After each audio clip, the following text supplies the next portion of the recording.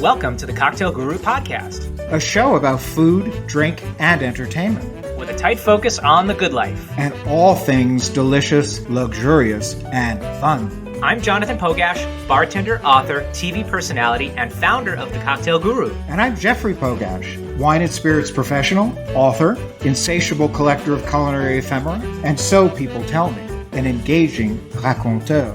And my dad.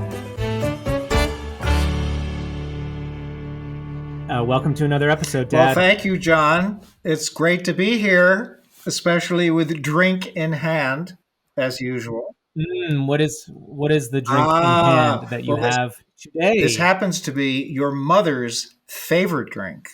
And where is Mom? Is Mom there? Yes, I don't think she wants to be seen, but she's here. Yes, she's upstairs. She hides, and every time we do an episode, she's hiding. So this is her favorite drink, and it's certainly one of my all-time favorite drinks as well, because I learned how to drink this wonderful type of cocktail when I first started out in the wine and in the spirits industry. Having kind of transitioned from wine into spirits, this became one of my first drinks and is certainly one of my favorites. It's a gin and tonic. Yeah. Oh, with what gin? It's this one right here. It's Ford's gin. Of course, it's Ford's gin. Oh, yes. And this is in honor of our special guest. So I'm going to take a sip of this. I'm going to drink to your good health. Okay. Cheers, Dad. I like this. I like the little intro that you wrote. Yeah, Why don't you go I'm for going to it? now introduce our wonderful special guest. And first, we're going to apologize. Well, I'll apologize later. But our special guest is not to be confused with the footballer of the same name. That's correct. Okay. That's correct. Yeah. Whether you knew it or not, there is a footballer of the same name in the UK. He is not to be confused with the car dealership in the state of Connecticut of the same name. He may not even know there is such a thing, but there is. Oh my God. Our special guest is and was started out as a bartender. He was a brand ambassador. He was a writer. He's a former BBC editor. He's an ongoing entrepreneur. He's a columnist for Food Republic. He writes a column called Drink Ford Tough. Now, that should remind you of something. Drink Ford Tough. Very interesting. Very interesting. In connection with the car dealership. Right, I get it. And we're gonna tell you who he is in just a quick second. We'll be right. Hold on. We're gonna tell you who he is in just a quick second. We'll be right back. Having to choose among the countless number of gin bottles at your favorite restaurant or store can be overwhelming. That is where Ford's Gin comes into play. Ford's Gin was crafted by bartenders, for bartenders, and at-home bartenders alike to make a really, really good gin cocktail. Ford's collaborated with 11th generation master distiller Charles Maxwell of London's Thames Distiller to craft what would become a mix of 9 botanicals. Ford's Gin starts with a traditional base of juniper and coriander seed and balanced by citrus, bitter orange, lemon, and grapefruit peel, florals, jasmine flower and orris, and spices, angelica and cassia. It is then steeped for 15 hours before distillation in 500-liter stills. The result is an aromatic, fresh, and floral spirit with elegant notes of orange blossom that creates a cocktail gin that plays beautifully in Negronis, martinis, gin and tonics, and the list is endless. To learn more about Ford's Gin, go to fordsgin.com and follow them on social media at Ford's Gin. Please drink responsibly. Ford's London Dry Gin, 45% ABV, Brown-Forman, Louisville, Kentucky. Ford's Gin is a registered trademark. And most importantly, he's founder of the Ford's Gin Company and co-founder of 86 Co. or 86 Company. His name is Simon Ford. Again, not the footballer and not the car dealership. Okay. Welcome, Simon Ford.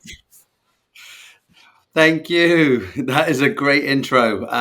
And you are the only person that's ever called up the, I guess we should call it soccer, Yes. but the football player, Simon Ford, in any intro ever. But yes, if you Google me, I am not the athletic one that you'll That's see. right.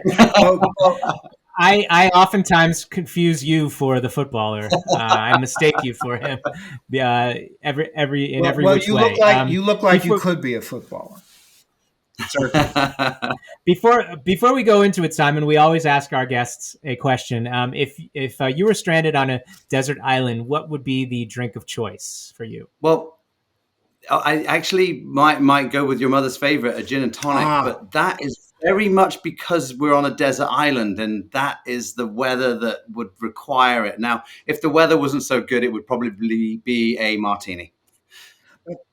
But the gin and tonic is such a refreshing drink. I agree with you. It's so refreshing. It and I pictured, when you said desert island, I pictured palm trees and beach and, relaxation. So the gin and tonic definitely is the desert island. Maybe if it was the winter desert, I would go for the martini. Where, Simon, where are you? You look like you are in a very, nice established club of some sort. With a lush and plush atmosphere. Yes. A lush and plush atmosphere. This is what was originally set up in our house as the tea room. I just wanted, obviously I'm living in Nashville. I wanted some sort of attachment to where I'm from, England, and so we had to have the tea room. But of course, it soon became the gin room. And now, since I've joined Brown-Forman, it's slowly filling up with whiskey too. So it's now the whiskey, gin, and tea room, which sounds like an English country song. It does. It really does. And you have is that a British flag pillow that you are leaning your body against? It is, but I do want to point out that how diplomatic of you. It's for the pillow fights, really. Pillow fights. Simon held up a pillow of the American flag. Whenever we're talking politics, we have to bring out the pillows. Yes, for our listeners and not the viewers, he was holding up a pillow with an American flag and a pillow with the British flag. So that's. And Simon, we want to apologize because you were meant to be on our season finale episode of last season. At the live recording of Tales of the Cocktail, and we ran long, and you came on time, and you stayed for a long time waiting. You stayed, and I'm so ashamed that Simon Ford was bumped, which is awful. It was probably for the best because I think you might remember we were at Tales of the Cocktail celebrating the 10th anniversary of Ford's Gin. And so, obviously, Tales of the Cocktails played a big role in my life, and certainly in the role of us getting Ford's Gin into the hands of bartenders. And so it felt the appropriate place to have our 10th anniversary celebration. So doing the podcast the day after, whilst I was ready for it, and I think I turned up with the new slow gin, and I turned up with our new bottled martini, and I was in all professional, as I could be, as professional as I could be. I was secretly inside dying a little bit. I hear you. But I think, life always works out for the best. I think it always so too. does. And I'm so pleased that we didn't have you on at that point, oddly enough, because this is a much better, more complex, more richer episode than the one we would have had at Tales of the Cocktail. We have you. Yes. We have you all to ourselves. I know.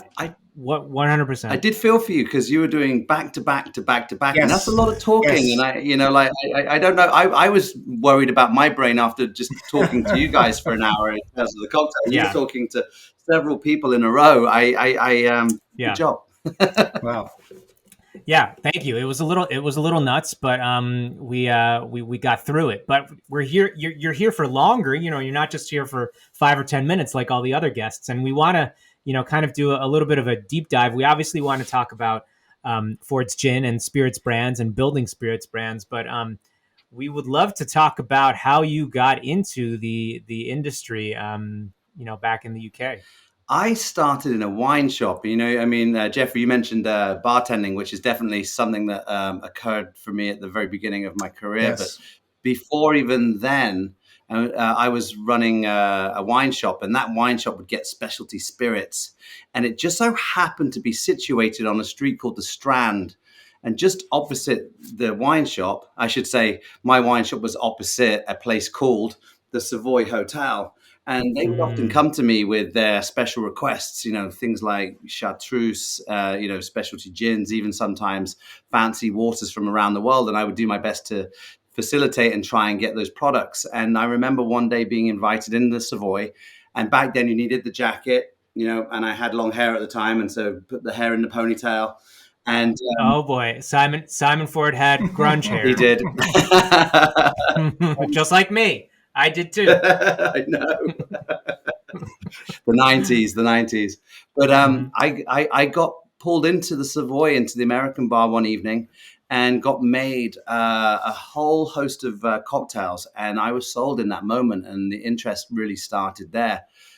So yes, my foray into this industry starts with ultimately a passion for product knowledge. And you're like this one as well. We were a specialist in wines, but we were also a specialist in single malt whiskies, and we had a single malt whiskey room. And so I really sort of found a passion for that. But really my favorite drink, even back then, was gin. Wonderful.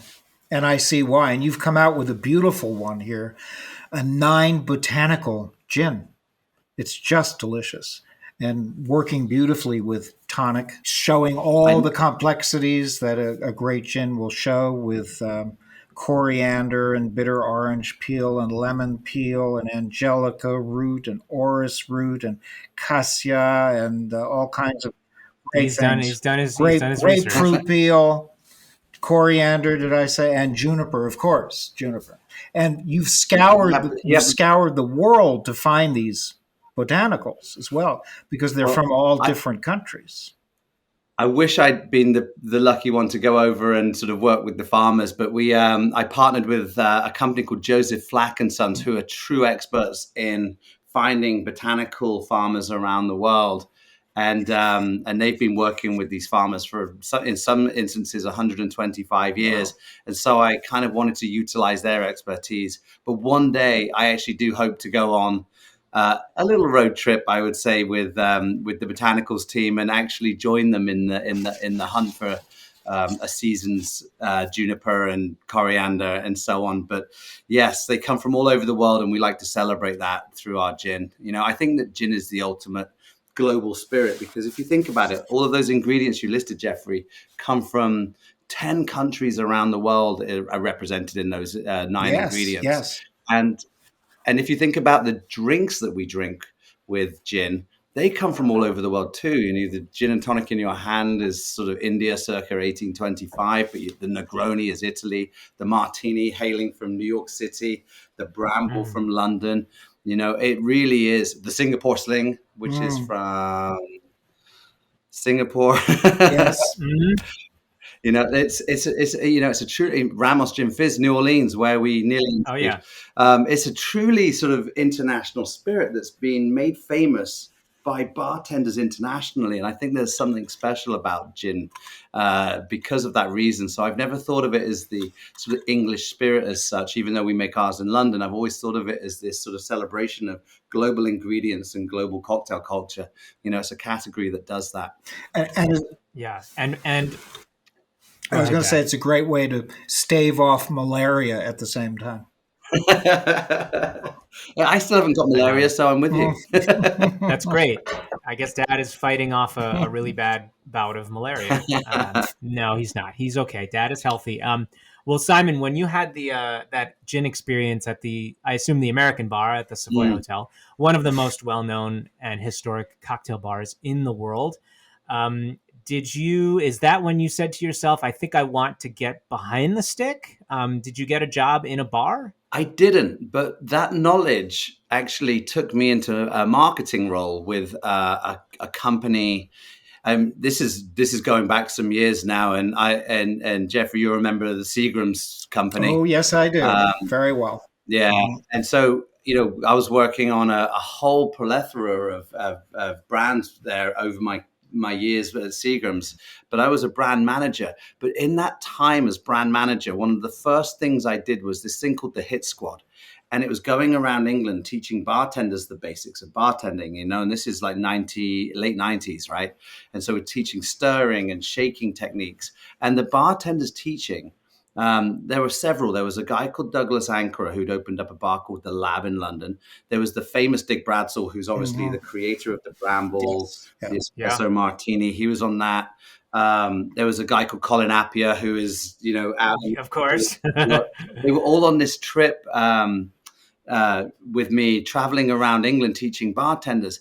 And I just thought to myself, what these guys are doing is changing the way people drink. And also, they're pretty cool. I think I want to be a bartender. And so when Seagram's folded as a company and everyone was sort of laid off at that moment, that was my sort of signal to go and start bartending. And that was when I did. Wow. And then in 2002, you opened a bar called Kobe, correct? In Brighton. Yeah, Kobe.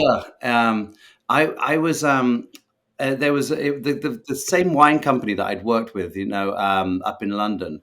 They had a place just down in Brighton, and a friend of mine, Jake Kempston was his name. He had a hotel down there, and he's like, "We should open a bar." And he wanted to go beer, and I said, "No, Brighton needs a cocktail bar." And so together we opened up a bar in an existing licensed premises that no one knew about. It was up some stairs above this wine shop that I'd known. And so there we were, finding a place, and we, polished the chairs and did the floorboards and built the bar and opened one of Brighton's very first, and I would say its first craft cocktail bar of the modern era, which was fun and challenging at the same time. Wow.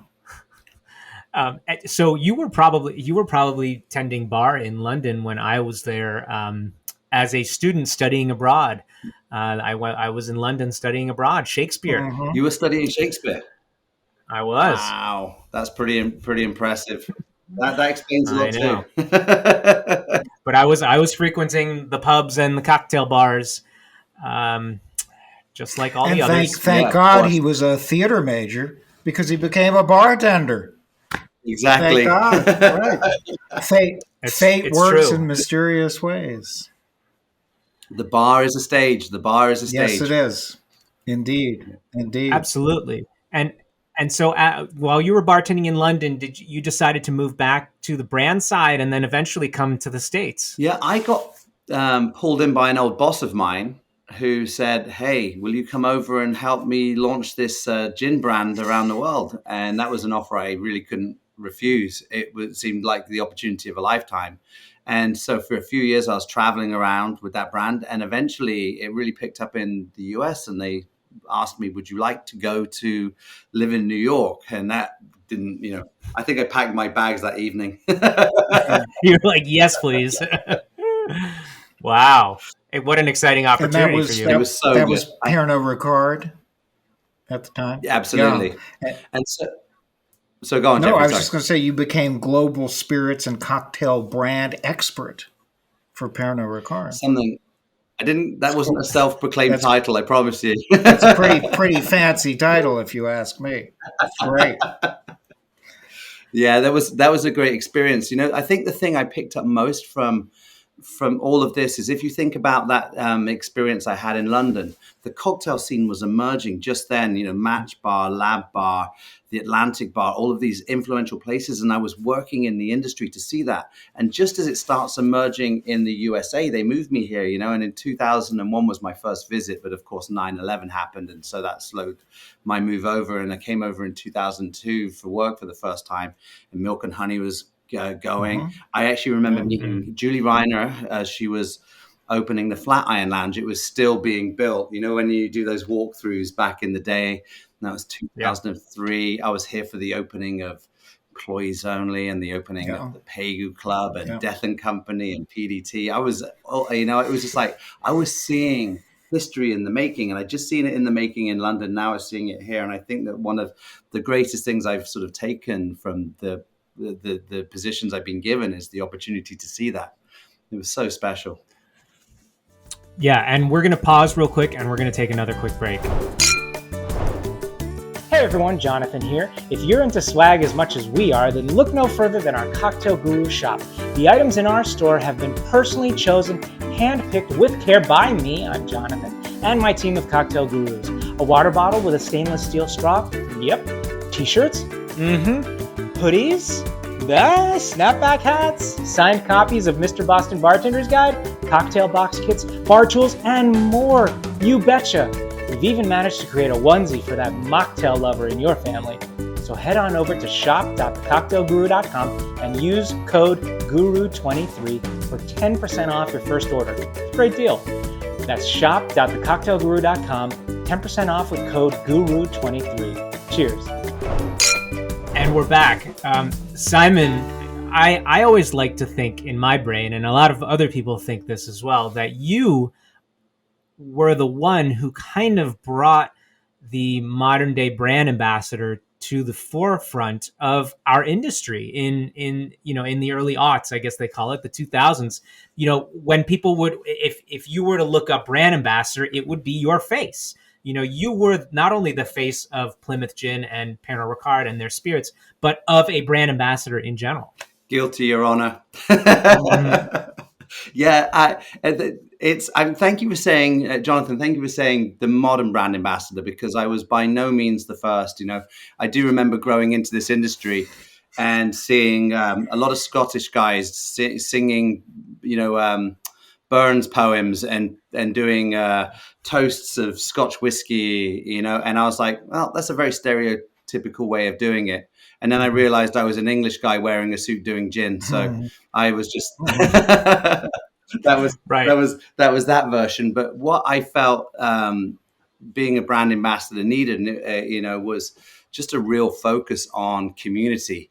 And I wanted to, having had that London experience and the UK experience and now having the US, this is, pre-Facebook really, I had the opportunity to bring ideas and people together. And I think that's why I get the credit, because I really wanted to get those ideas from the UK and the USA and Australia and other markets that I'd looked after, shared, because they were all doing things that were really wonderful and creative, but they all had their own way of doing it. And it was all very different. And I think that's why I often get considered one of the first of the modern wave of brand ambassadors, and that credit, I think it's not because I was the first, but because I had this approach that I think has become a very common approach today. Bar pop-ups seem to be popping up. Mm-hmm.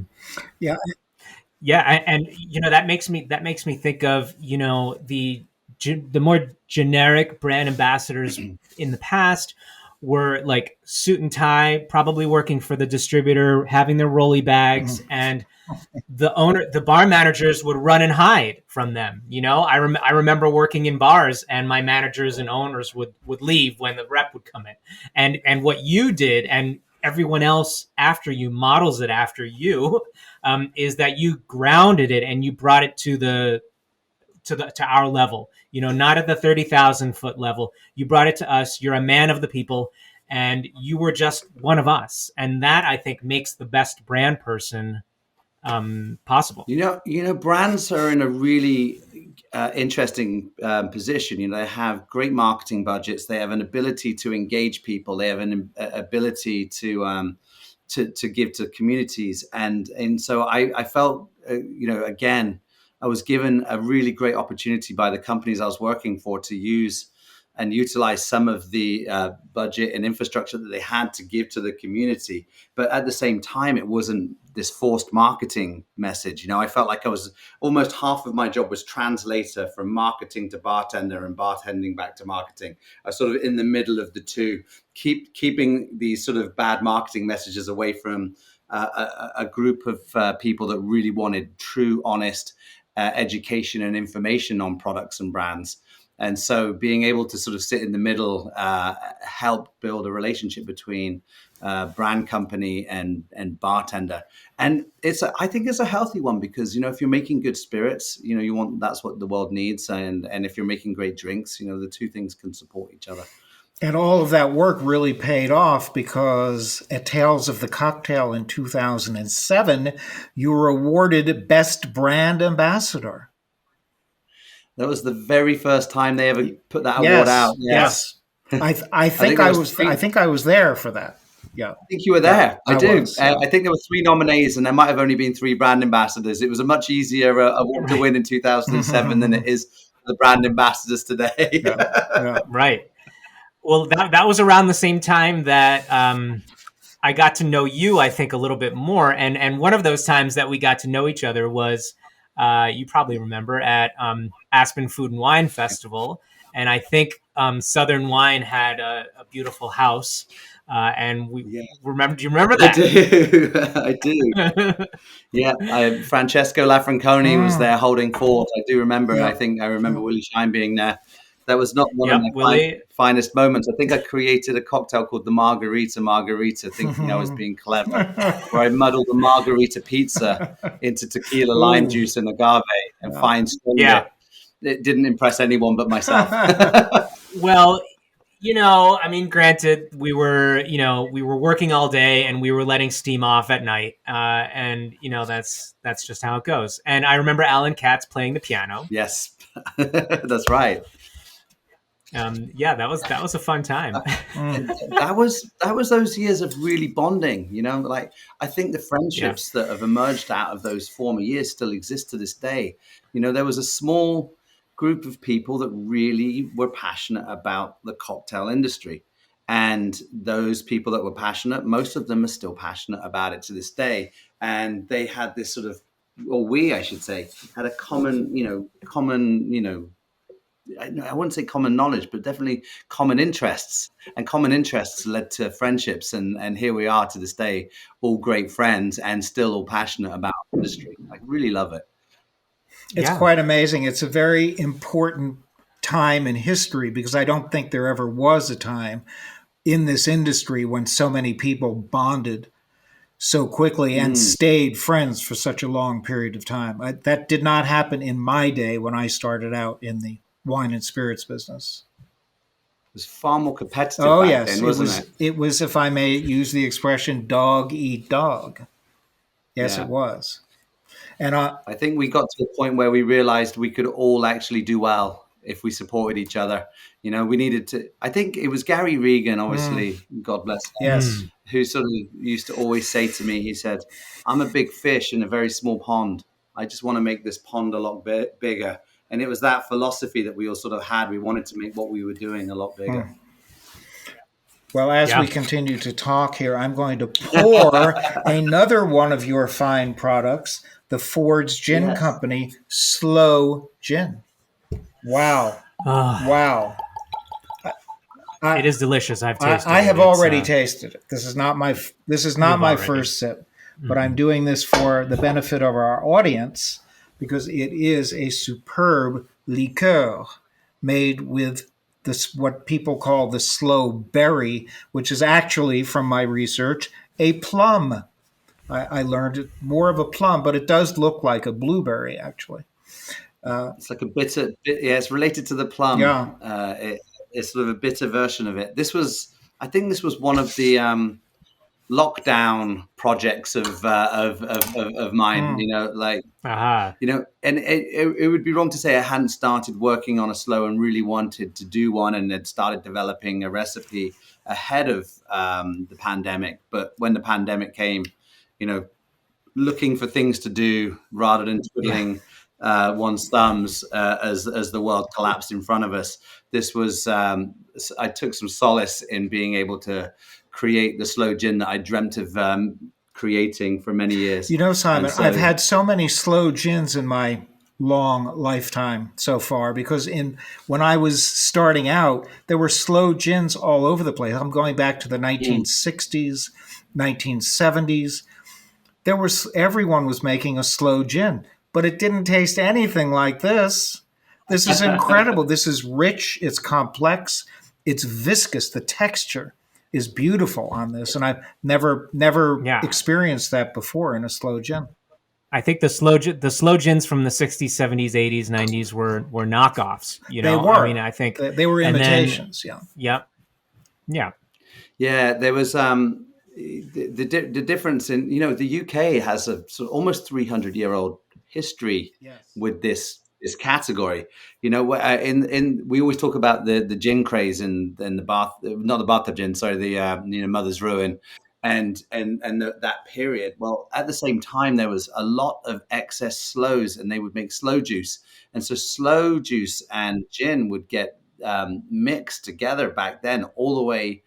At that time, it was sort of the original gin and juice, but eventually, because there's so much sloe berries growing all over England, a woman by the name of Mrs. Beeton gave away a couple of recipes in her book, I think around 1860, 1862, something like that. 1861. 61, thank you. I have the book. I have the original. Oh, I have the first edition. Yes. She doesn't get enough credit. There's cocktail Correct. recipes and punch. 1861. Exactly. Before Jerry Thomas came out with his book in 1862, Mrs. Beeton had a series of cocktails at the end of her book. Yeah. It's impressive. Yeah. And so she gives away 2 recipes for sloe gin, and it becomes this sort of household thing in England. It's sort of a little bit like limoncello to Italians. A lot of people who live in the countryside in England will go out and forage the sloe berries and make it themselves. They'll go and buy supermarket gin, a little bit of sugar, and they'll steep it and have some nice winter warming sloe gin. And obviously, when you do it professionally, you get the cream of the crop when it comes to getting your hands on sloe berries. And I think one of the big things that makes it different when you make it professionally rather than at home is you use high proof gin, so that really extracts the flavor out of the berries, so you get more extraction, more flavor from the sloe. And I think we used a little bit less sugar than most sloes for the Fords. It's still very much a liqueur, Jeffrey, to your point. But and then we added a little bit extra gin to give it some, extra ginniness, as it were, so that it really is a sloe gin with some London dry gin flavors in it. And that's why I think it is a great gin for. I sound like I'm doing an ad in a commercial right now, but great for things like the sloe gin fizz, which we need to bring that cocktail back. Yes. Oh yeah, I love it. Yep, such a good. I drank many in my early days. Yes. And Simon, so Ford's Gin is your brainchild, and it all started exactly 10 years ago when you partnered with Jason Cosmos and Dushan Zarek. And we had Jason on our season 1 podcast. We interviewed him, and you guys formed a connection, and you created the 86 company. And it has since morphed. You put out a few products. Some worked, some didn't. Ford's stuck, and here you are. Yeah. It's interesting. The learnings that you have in business. Obviously, we came out of the gates with 4 spirits. We'd actually tried to make 5, but we knew one of them didn't taste good, and for various different reasons. The others didn't survive, which, but even if you think about the amount of spirits that get launched and the amount that succeed, just to have 1 in 4 or 1 in 5 is actually is a pretty good success rate. And but the gin, was my expertise. I'd worked, and been passionate about gin for 10 years prior to even getting involved in 86. And so I felt that my knowledge on that might have helped us have a little bit of an advantage over our knowledge on how to create, execute, and market, say, a tequila or a rum from Panama. So it was a really interesting journey. And now it's the most exciting time in my career is right now. Actually, it's hard to say that. It's hard to say that with a straight face, given the highlights I've had in the past. But right now, it's a part of the Brown-Forman portfolio of brands, and we are launching. We're going from 5 countries to 23 countries. We've got, Turkey just launched, and Brazil just launched, and Greece just launched. It's so exciting to see all of a sudden my little baby sort of now, becoming an internationally known spirit. I even saw it in London Heathrow duty free.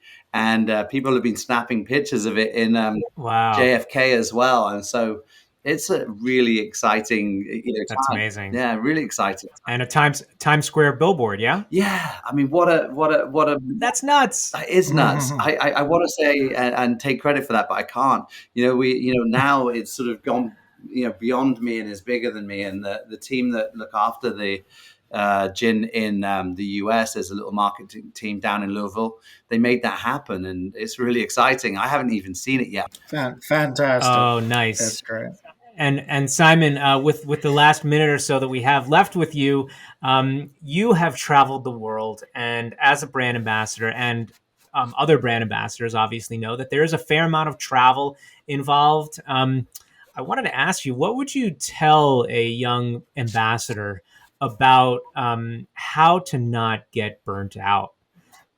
Because we've all experienced it, especially with traveling and drinking as well. And just how do we not get burnt out? I mean, it's different for different people, but my secret for me is big breaks.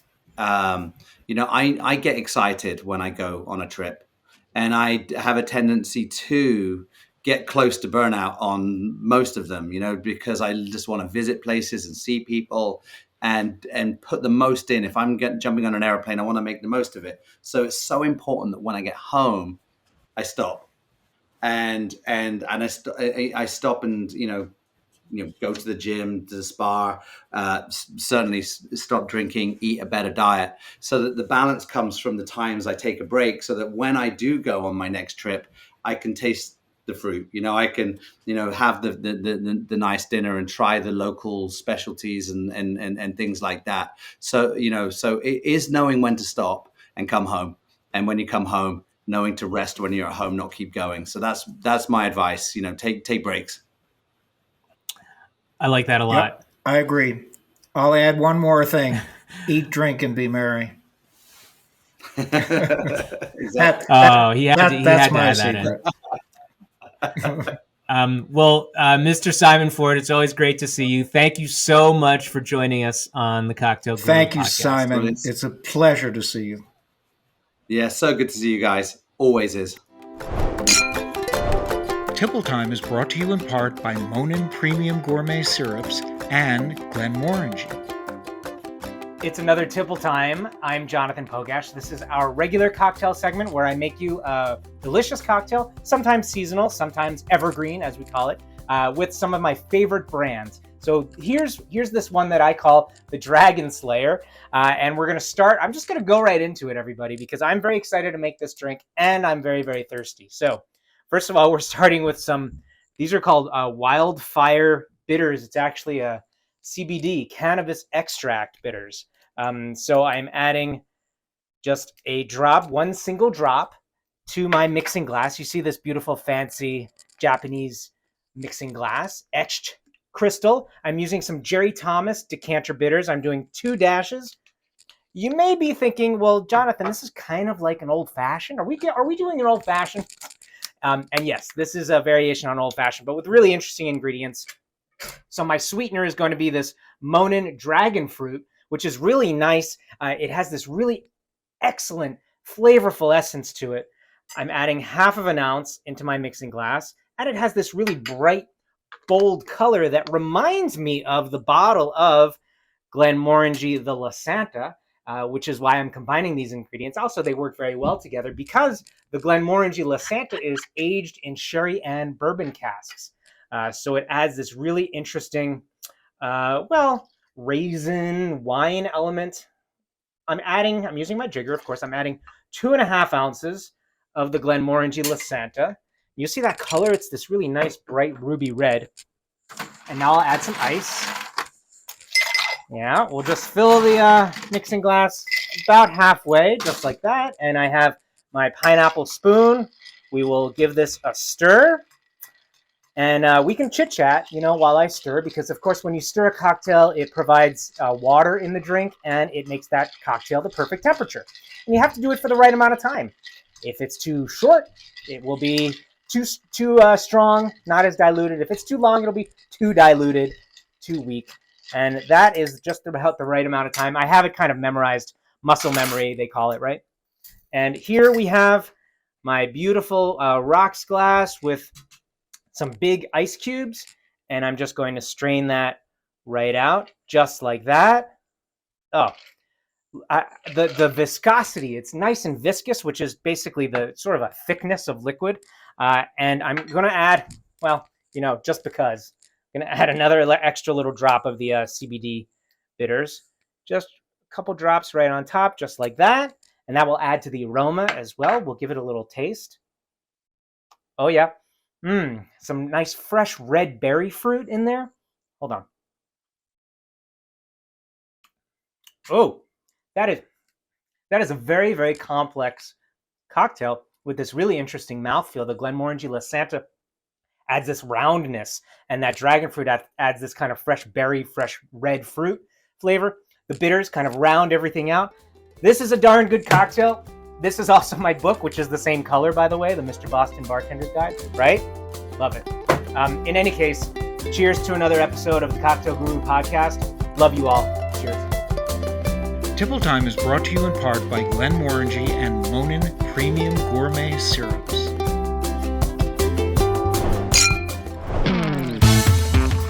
On the next Cocktail Guru podcast, these are made by amazing people in very small batches to ridiculous standards. I've been tasting my favorite shochus. They are Japan's best kept culinary secret. Guess what's in my glass? So I'm learning quite a bit at a fast pace. Welcome to the rabbit hole. This is by far the most exotic interview we've had so far. On the next Cocktail Guru podcast. That does it for today's show. If you enjoy what we do, please rate, review, and subscribe to the podcast. You can also support the show with a small monthly donation to help sustain future episodes. Just click on the donate button at the top of our website and choose your donation amount. To learn more about our guests, visit www.thecocktailgurupodcast.com or follow us on Facebook, Twitter, Instagram, or TikTok. The Cocktail Guru podcast is produced by First Reel Entertainment and distributed by EatsDrinksTV, a service of the Center for Culinary Culture, home of the Cocktail Collection, and is available via Anchor, Spotify, Apple, Google, Amazon, and wherever you listen to your favorite shows.